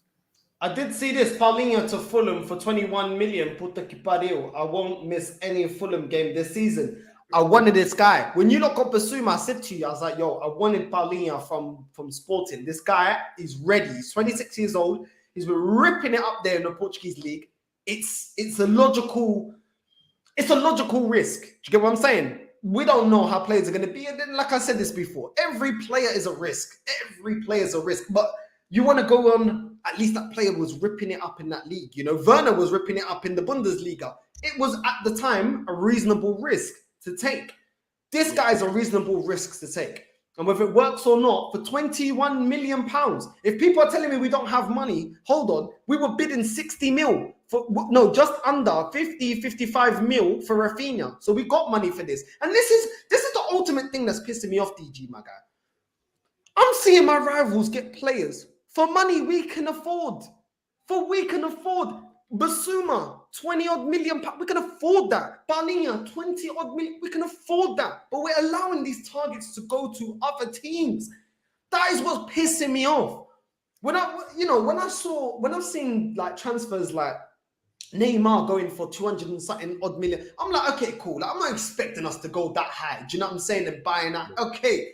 But when you're seeing quality going at a cut price, quality for now going at a cut price, while we're getting more players that we don't even know about, we don't even know if it's good about, and it's not even proof. Come on, man. Come on. There's no excuse, bro. There's no excuse. It's right. But you know what, bro? I mean, Craig says here, if Tottenham didn't have Conte, I don't think these players would have signed. Bro, that's just the I hate Craig. I mean, that's the nature of the game. You know, if Ten Hag isn't at Man United, it's Man United doesn't become Ajax FC. You get me? So it is what it is. That's what you buy. You buy. That's what we thought we were buying when we had Mourinho. We thought we were getting Mourinho and all these players would come flooding in. But we got washed up, Mourinho. Let's be real. I put some respect on his name, but he's truly washed up. But Conte is bringing in the big game players, and he's doing big game things. And so, you know, we're gonna take it. Just like Arsene Wenger Arsene Wenger brought in Henry. The man was a visionary. He brought in Vieira. You get me? So he brought in Toure. Do you get what I'm saying? Like, so, you know, it is what it is. These are the advantages. And when you get a proper manager, you get proper players. That's how it is. And yeah, you lot letting Polina go is again a travesty. The only thing I would say is that looking at the Arsenal midfield, Arteta is probably thinking he doesn't need that type of player. Like I said to you, when you break it down, you've got Pepe, you've got Saka on the right. Why do you need Rafinha? Do you get what I'm saying? That's why you guys didn't push hard. I think the question is not about trying to add players where you've already kind of got players in those positions, and you can see why there isn't, is why aren't you filling in the gaps? And that is where the issue is for Arsenal right now. And until you start addressing the gaps in this transfer window, we can't be talking. That Polina guy at the moment for Arsenal, even at cut price, he's a luxury. He's a luxury player, bro. He's a luxury player in the sense that, you know, again, you know what I'm saying? Like Vieira, you know, Vader, Darth Vader, whatever we want to call him. Do you get what I'm saying? He's a luxury player. You don't need him. You don't need his type. But you went for him. I would also argue, when you've got Nketiah, do you need Jesus? I would have spent money on an Ivan Toney because you've got much of a muchness, really. Jesus is just more clinical than Nketiah, but they're kind of similar for me in terms of build, shape, the kind of runs they're gonna make, the kind of shots they're gonna do. So yeah, man, it's a mess over at the Emirates. And maybe you lot put the stadium in the wrong place. Maybe you lot should have put the stadium in Greenwich, and maybe you lot would have had better luck. You know, and them ones there, because I really just don't know what's going on. This guy, oh, you're being cheeky now. You're being cheeky. You're being cheeky now. That's because I can't understand. I said if you put the stadium in Greenwich, you're being cheeky. That was a cheeky one there. I had to drop it, but I can't lie. But, you know, people chatting rubbish here. Jesus more elite than Richarlison. I don't know how we can make a statement like that. I really don't know. When Richarlison scored more goals in the Premier League than Jesus in a shitter team. I mean, that's just facts. Both Jesus and Richarlison and Neymar are pretty much guaranteed names in that Brazilian squad. You get what I'm saying? So if you watch I keep going to that show, All or Nothing Brazil the Copa America 2020. Richarlison was a big game player along with Jesus in that series. So for me, it's a much of a muchness. Remember, Richarlison went for more money, and I think you see I think with better quality players around him, I think Richarlison will outperform Jesus without a doubt. And I'm talking about Jesus outperform Jesus of Man City, not Jesus of Arsenal. There you go. Listen, thanks again for coming by, DG. I would say it's a pleasure, but you've just stressed me out before work on Monday. So listen, DG, I know you got to go. I'm going to continue, read some of the comments, and also get into one or two more players that are linked to Arsenal. But listen, bro, thanks for coming. Well, it's a pleasure. Pleasure. Thank you. And next week, innit? Of course. This guy loves it, bro. I'll be coming on, and I'll be letting everyone know about Lenglet and obviously Jed Spence. Can I just leave the fans with this as well, bro? If we could just get comments. You know, I made an audacious statement at the beginning. I would love to know where the Arsenal fans think. Quartet, which quartet is stronger? I know you don't want to just spend 2 minutes on this. Is the Tottenham quartet the best quartet in the Premier League? That's a genuine question, and I would love to pick up on that at the beginning of next week's show, if that's all right. Cool. We'll get into it. Listen, love, bro. Thanks for Love, coming my on. brother. Thank you. Cheers. Right. Let's continue. You lot, look, listen, you lot put so many comments in. I'm giving you extra time. This show's only supposed to be una hora. It's only supposed to be an hour. I'm giving you extra. Yeah? So there's 160 odd people watching right now. Smash the like, caramba. Let's get the likes for this video higher than last time. Listen, the support you lot have been giving the channel has been immense, bro. And I know people are watching. I've got less views than certain channels, and my videos continue to be doing good, getting more views than I have followers. So listen, that's a good thing, but it's also telling me a lot of you lot that are watching ain't subscribers. Make sure you subscribe, caramba. Yeah? Don't be a filo da puta. Subscribe. Yeah? Be a real one. Be part of the Tropi Elite. And we're going to get into some of your comments, and we're going to get into some of the stories. Yeah? So make sure you subscribe, and make sure you hit the like button. Last video, we got 164 likes, I think. Keep on smashing the likes. Make sure you smash the likes. Let's beat the 164 mark, and let's get straight into it, because we got more news. More news with players being linked to Arsenal. Let me get this up right now. Here we got here. Arsenal set for another meeting over 50 million euro rated target. Listen, I'm hearing that it's almost a done deal that he's going to Man United. I just don't understand. If we were interested, why didn't we go in serious and go in hard? Because at the end of the day, I always saw this player, Martinez, Lisandro Martinez, going over to Man United. He's going to go play with a manager he's already played under. So he's going to help him adjust to the Premier League. He's also going to be playing in a system that he already knows, because Ten Hag already got him playing a system that he's now going to bring over to Man United. It's a smoother transition than coming to Arsenal, where, you know, we don't really have any superstars. We also got a manager that hasn't achieved anything in the game. Why would you want to come to Arsenal? Man United can offer as much money, if not more money. Man United are going to play a style of football that he knows. Man United have a manager that he knows and already played under. Yeah? So you're probably going to look at him and think, wow, if I go to Man United, yeah, if Martinez goes to Man United, I know I'm going to play first team football, because this manager knows me and he's deciding that I'm one of the key players that he wants to bring from Ajax over to Man United. Why am I going to go to Arsenal? Mikel Arteta already has certain players that are undroppable. Ben White, Xhaka. I know Xhaka doesn't play as centre-back, but he's got favourites that may play ahead of him. Do you know what I'm saying? So why would he come to Arsenal? The project isn't as clear as it is over there at Man United. So I always had the thought that he's going to go over there to Man United. Maguire's dead, and I just think that with Ten Hag in charge, I think Martinez was going to see a lot more minutes than coming over to Arsenal, because we've got Saliba. Is he going to get a lot of minutes? But then you've got Gabriel, and then you've got, you know, the golden child, the filo da puta, and Ben White. That idiota can make any mistake and he's not going to hold bench. You know what I'm saying? So it is what it is. Why would he come to Arsenal? Major question mark. Major question mark for me, him coming over. And the next and the last bit of news that we've got is Pepe. Arsenal struggling to offload big money flop. Well, he's a flop because he's never given the minutes to actually prove himself. Obviously, we broke our transfer record to get him. But the Sun is saying no club is willing to pay their 25 million asking price so far. One major issue with the transfer is that he makes 140k a week at Arsenal. And there's no other suitor that can pay him that much to join him. So yeah, I mean, listen, it's all going to come down to Pepe, really. Is he going to accept a pay cut? I think he will in the end. Reluctantly, he's going to have to accept the pay cut, because this manager, and I said this before, if you got a player that you don't want, at least give him some minutes in a competition, whether it's Carabao Cup or FA Cup, to get his stats up. Because if his stats are up, his performance goes up. And if his performance goes up, then you can actually demand more money. We knew we're not going to recover the £72 million because this manager doesn't want to play Pepe. But if you don't want to play him, of course his value is going to drop.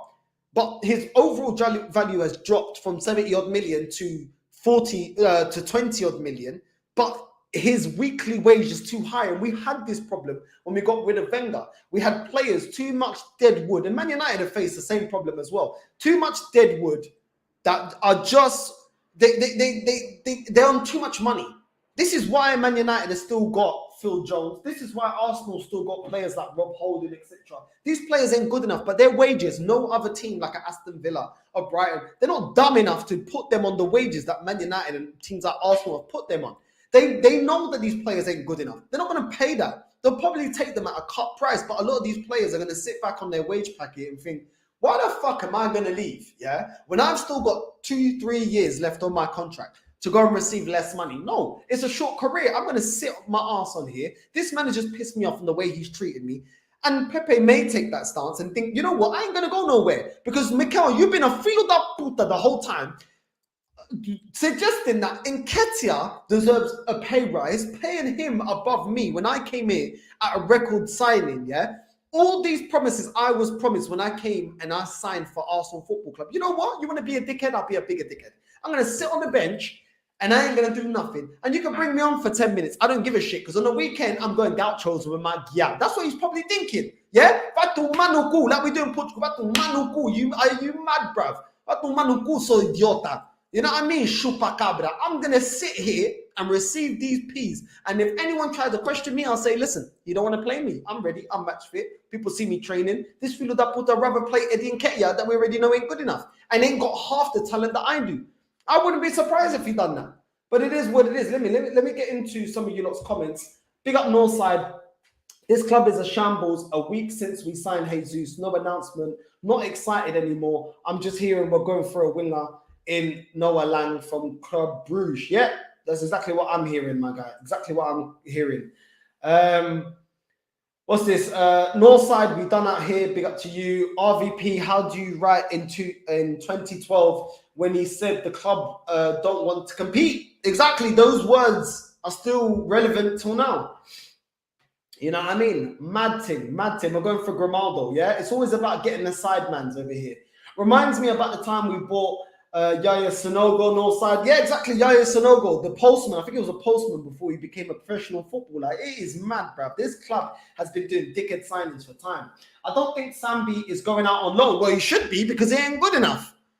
Listen, he's so good that El Nene that has been flopping, he ain't been good enough, El Nene. Let's be real. He's decent, but he ain't good enough. Yeah? He's a player that's failed under multiple managers, but yet he's more trusted than Lokonga that was only bought recently. Yeah? Is this guy good enough? I don't think so. Let me know what you think. I don't think so. Let's be honest. I'll be honest. Arteta doesn't want to sign experienced players. He can't hack them. He'll just put a bunch of youngsters, that he can manipulate. You know what I mean? And can't say anything to him because in the world of football, Mikel Arteta is small fry. You know what I'm saying? He's dead food. Almost £400 million spent under Arteta. What the freaking financial troubles? Like, this is what I'm saying. It's mad. It's mad. All the Arteta fanboys all of a sudden are accountants for the club. That's exactly right. We are the new Ajax project.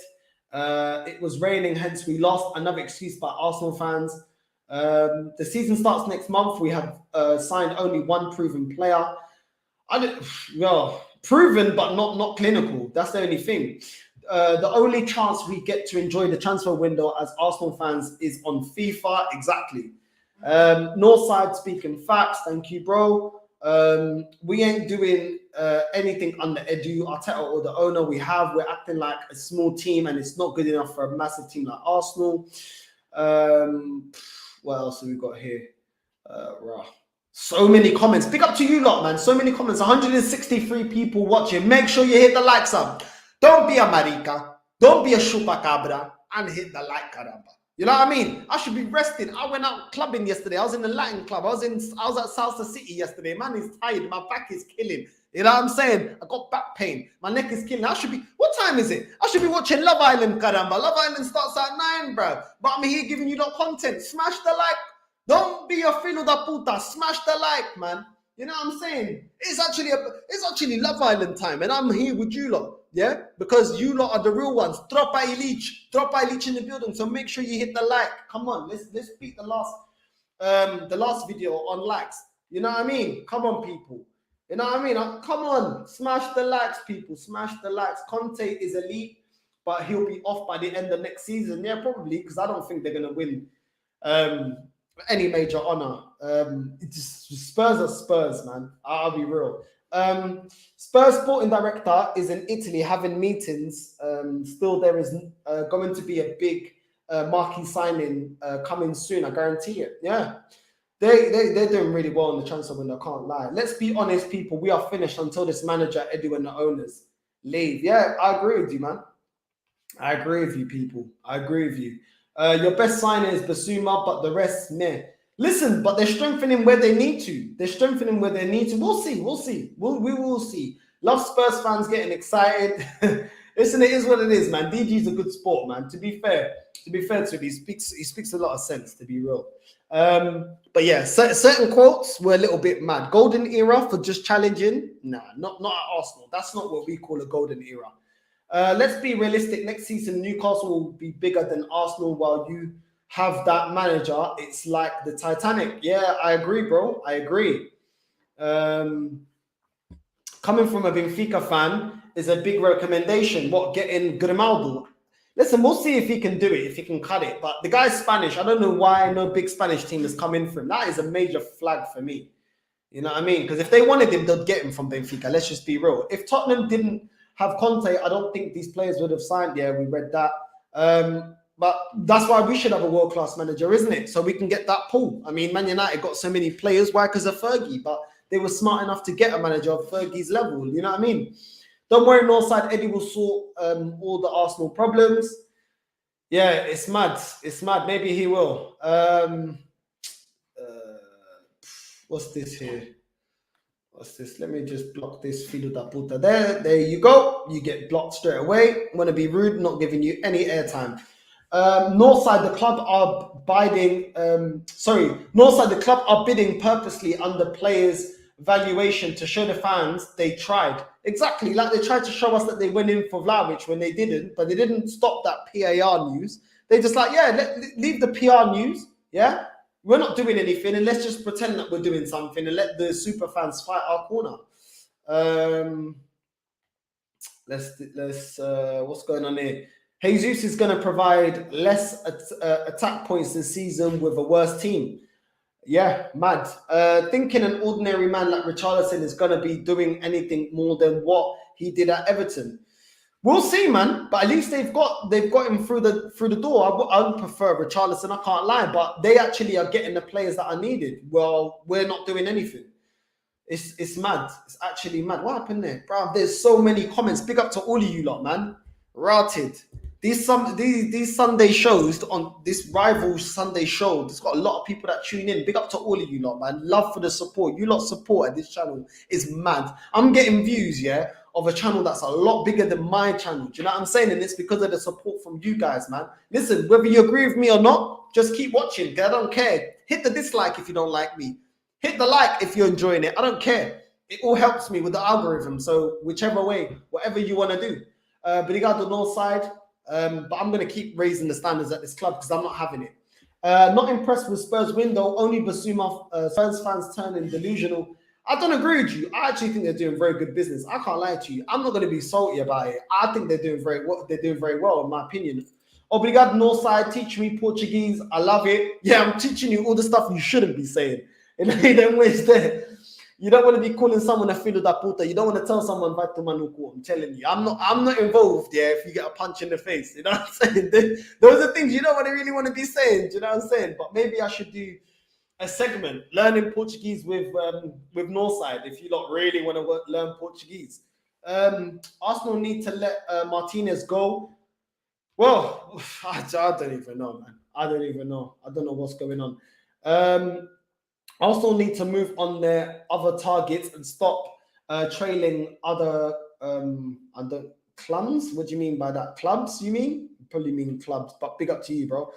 Northside, they could sign Terminator, Ronnie Coleman, Arnold Schwarzenegger, Rambo, Rocky Balboa, He-Man, Batman, Superman. They won't win anything.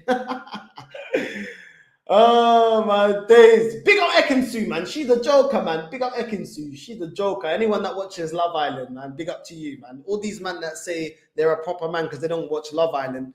Okay, mate. All right, cool. You're a proper man because you don't like watching girls in bikini. That's up to you because I be watching it. You know what I'm saying? I be watching it and I will be on the catch up. ITV Hub, I will be catching up. You know what I'm saying?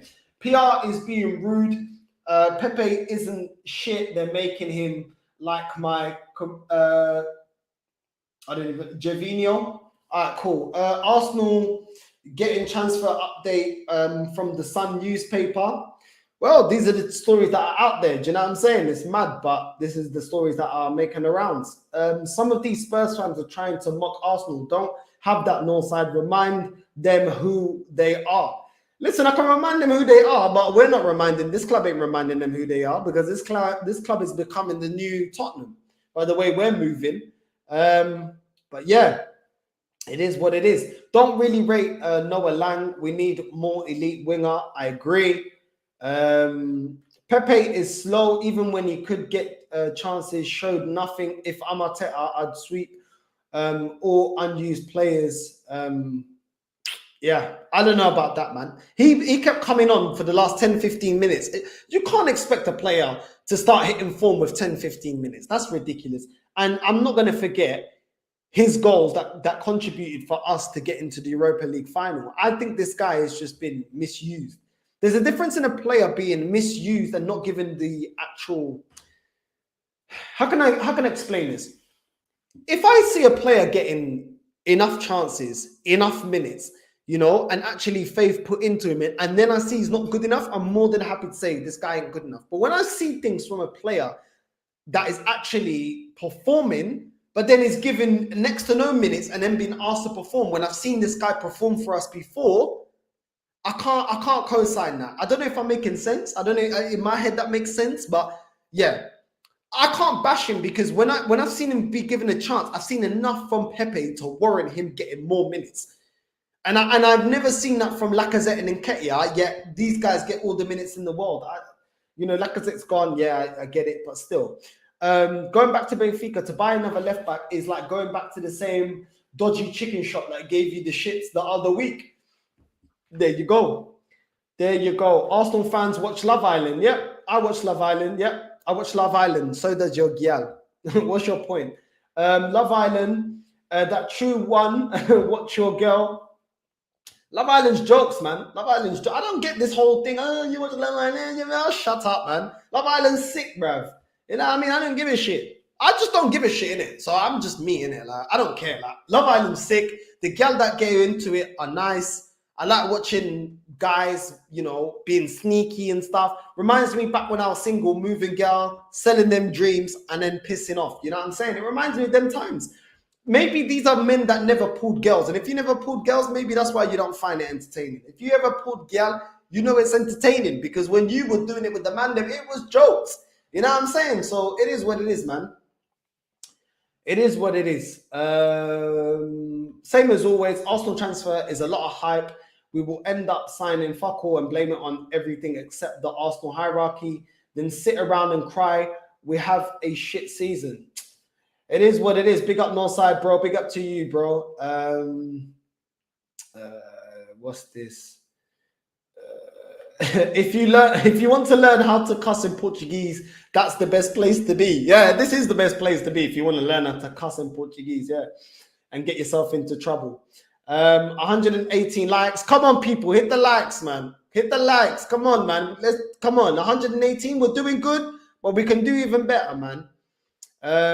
What were the girls saying last night, Northside? Listen, the girls are always hot in the Latin club. I told my girl, she already knows, man. I got eyes. Listen, I ain't blind, innit? So the girls are always flames, innit? But I keep to myself, you know what I mean? I'm not here to be getting in trouble. Do you know what I'm saying? Like, the girls are doing their thing, innit? Go to the Latin club, you'll see, innit, what time it is. You know what I mean?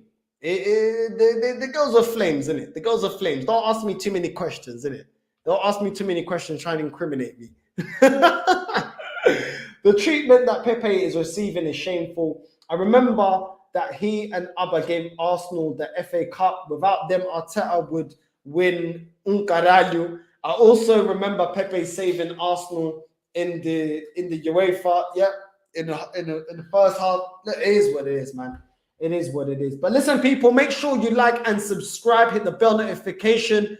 And yeah, this has been the Rival Show. And make sure you tune in next week for the next part of the Rival Show, me and DG, every Sunday at 8 p.m. We'll be doing this. Listen, the support for the show has been mad. The views have been mad. They keep going up every time we do the show. So listen, big up to all of you lot. The support you lot have been showing, yeah? Big up to all of you lot. The support on this channel has been immense, man. Constantly, the support. Listen, the channel is nothing without you lot. So listen, big up you lot, yeah? You lot are some real ones. My Tropa Elite. You lot have the elite mentality. Tropa Elite. Top Arsenal fans that know about football, know about setting standards, and ain't gonna fly. This PR bullshit ain't gonna fly. Listen, make sure you hit the bell notification on the way out and subscribe. And I'm out, Caramba.